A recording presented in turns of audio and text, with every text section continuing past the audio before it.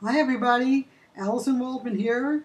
I'm your SoapCentral.com two-scooper, recapper, and Sunday soapcaster. It is Sunday. Happy Mother's Day, everybody. All you people who are celebrating out there, whether your mom's still around, whether you are a mom, whatever. Happy Mother's Day. I'll be going off to a family party later on today. And boy, we have some wonderful mothers on the soaps. Some we would like to never see again, like Heather Weber. But moms on the soaps, they're always important. But the big news this week in soap world, and today, like I said, was May 13th, 2012. The big news this week was the Daytime Emmy nominations. After a week or two delay in the nominations, they finally released the nominees. So interesting list. The most interesting fact that jumped out at me is that The Bold and Beautiful, which won the last 3 years for Outstanding Daytime Drama, wasn't even nominated. Must have been a bad day up in Brad Bell's office when that news came in.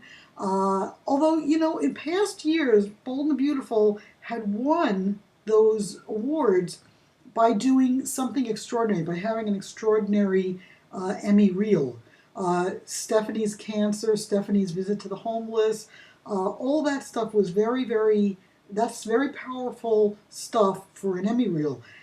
This year, I don't know what they submitted. I mean, I have to go check out my friends on the red carpet, Tom O'Neill, and see if he knows what they submitted. Because if they submitted anything about the plane crash and the crazy berries and the psychedelic trip from Thomas and Brooke, that would not warrant a nomination in my book. The shows that are nominated, though, I think General Hospital's got a really good shot. General Hospital got a lot of nominations. The show has really picked up in the last, I'd say, 6 months since Frank Valentini got there. I just think it's a good. I think they'll have some good Emmy material. I do. So I also think that you can probably count on if they win Best Show, they're probably going to win Best Directing. As for Best Writing, that one, that's still up in the air. That could go to All My Children. Those final episodes of All My Children were quite powerful. The way they tied the stories together, the way they kind of left it open-ended. I think All My Children could sneak in there and win the award, and it would probably be the last time Agnes Nixon wins an Emmy or is mentioned in the Emmys. So that would be my guess for that nomination. Let's see. Outstanding Lead Actress. I was kind of surprised to see Heather Tom in that category, going up against somebody like Erica Slezak and Laura Wright. Heather Tom is not on camera that much on The Bold and the Beautiful. However, the Emmys love Heather Tom, and she had some great crying scenes this year. The girl is a great crier. I don't know if you guys remember an actress named Lois Nettleton. She was the best crier I ever saw on television, until Heather Tom. Heather is a great crier, and I'm sure her Emmy reel includes some real tearful stuff. So I can see Heather winning for Outstanding Actress. I'd love to see Crystal Chappelle win, but Days has never gotten any great Emmy love. Days of Our Lives actors never seem, they get nominations every now and then, but rarely do they win. I don't know if it's an anti-NBC bias or something, but maybe Crystal will get nominated for her Bold and Beautiful role, which is coming up soon on Bold and Beautiful. Outstanding Lead Actor. This is tough. You got Maurice Bernard going up against Anthony Geary. I have to be honest with you guys. Anthony Geary is great. I mean, he really is great. I don't care if he can't act in any other medium. In soap opera, the guy is brilliant. And the character of Luke is still such a dominating, fantastic character. I went to see the 70th anniversary of Casablanca, and I reviewed it for Examiner.com. It was great. Let's see that movie on the big screen. Best Picture from 1942. If you guys have never seen it, rent it. It's an amazing movie. But I was watching that movie and I thought to myself that Humphrey Bogart, played the character of Rick in such an iconic way. And I realized, you know what? That's exactly what Anthony Geary does on General Hospital. He's made Luke a larger-than-life character, like Bogey made Rick a larger-than-life character. So I could see Tony winning another Emmy, and especially those scenes of him with the intervention. Those were great scenes. As for Maurice Bernard, Maurice always does wonderful work. I don't know whether or not what's on his Emmy reel, but and then again, don't be surprised. Darnell Williams from All My Children did great work, great storyline when he found out that his kid wasn't his kid, and also Angie going blind, all that good stuff. Bob Woods, I can't see Bob Woods winning. I don't think there was enough material there from One Life to Live. And I love John McCook, but, again, they're not going to give it to Bold and the Beautiful. They just don't win acting awards. I sound biased, but I just don't think it's going to happen. Best Supporting Actress. Where was where was Kimberly McCullough? I mean, she had this really dramatic storyline. I thought for sure she'd get nominated from General Hospital, but we get Rebecca Herbst in there. I mean, maybe Rebecca's got episodes from when Jake died. Was that in this past year? Well, maybe that's why she got nominated. My guess is they're going to give it to Jeannie Francis because she's been fantastic on Young and the Restless as Genevieve. I've been saying it all year, but it's true. She's really, really good. Finally, an Outstanding Supporting Actor. How did they nominate 3 guys from General Hospital? I mean, Jonathan Jackson, Jason Thompson, and Sean Blakemore. I didn't even think Sean Blakemore had that much airtime to get nominated, but I guess he did. Actually, you know what? I forgot. There's 4 nominees from General Hospital. I left out Spinelli, Bradford Anderson, who I thought should have won last year and didn't win.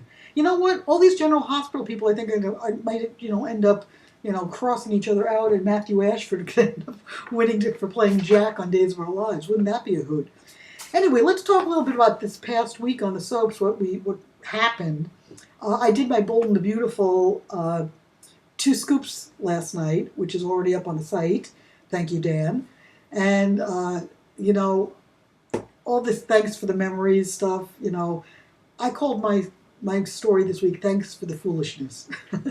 Because this is ridiculous. We got this we got this storyline going around and around. Liam, Steffi, Hope, Liam's. I mean, come on already. This guy can't decide who he wants to be with. He wants both women. He loves being with Steffi, but he loves being with Hope. Frankly, I'd like to see Hope and Steffi get together and tell Liam, go away and we'll talk to you in 5 years when you've grown up and figured out what you really want. Because right now, we're going to date some other guys and go do some other stuff. This storyline's going nowhere. And the fact that all the adults on the show, including this past week Stephanie, are taking an interest in Steffi and Liam and Hope's love life, this is ridiculous. Come on, you got more important things to do. I mean, Stephanie, what happened to your foundation and the homeless and Daisy's shelter, Daisy's, I mean, come on. There are more important things going on than whether or not Liam chooses Steffi over Hope or Hope over Steffi. Very, very silly. Very, very silly. Meanwhile, on Days of Our Lives, boy, there's a lot of stuff going on. We had, the almost explosion of the safe house. We got the characters going into hiding. We got Stefano, who looks like he's on the verge of being arrested. We got Lexi dying and doing her bucket list. I mean, but here's the thing. We're going to get a big revelation this week.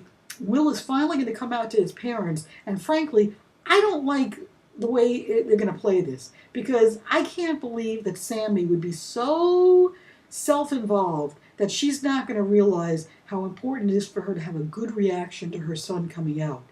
And that, may be dramatic, but I don't know how realistic it is.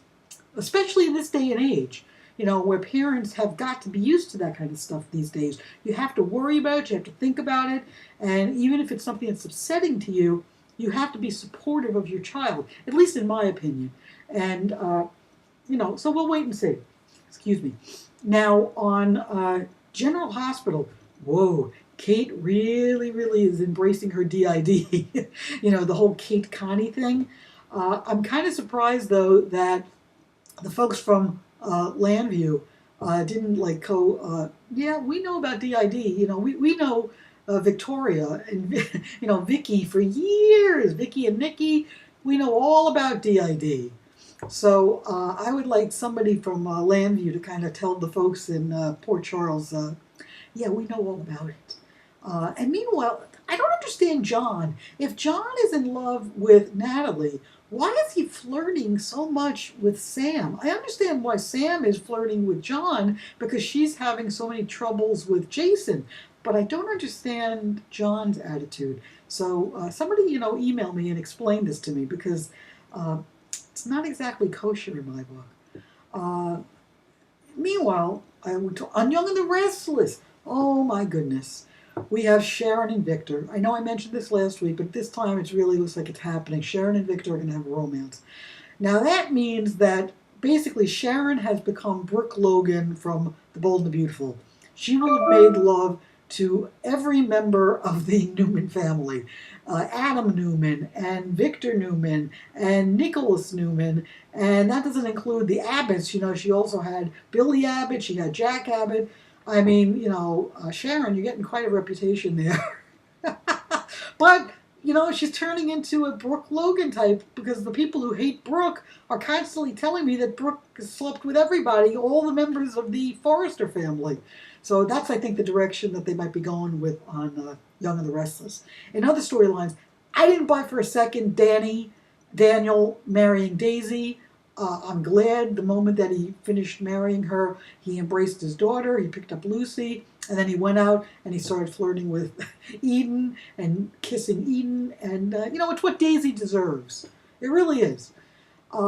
Meanwhile, I just heard that they're going to age Fen. So Fen's going to come back from Canada and suddenly he's going to be a messed up teenager.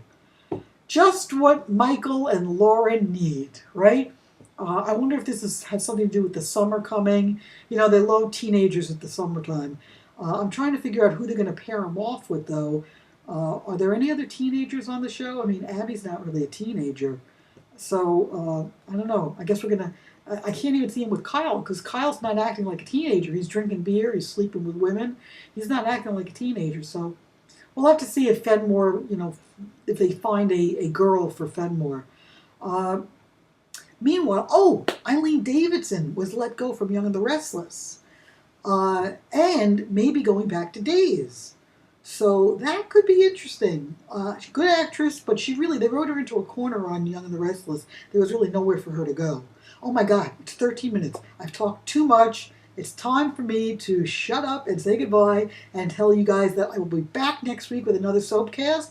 And I hope you all have a wonderful week. And to everybody out there, have a wonderful, happy, and safe Mother's Day. Okay?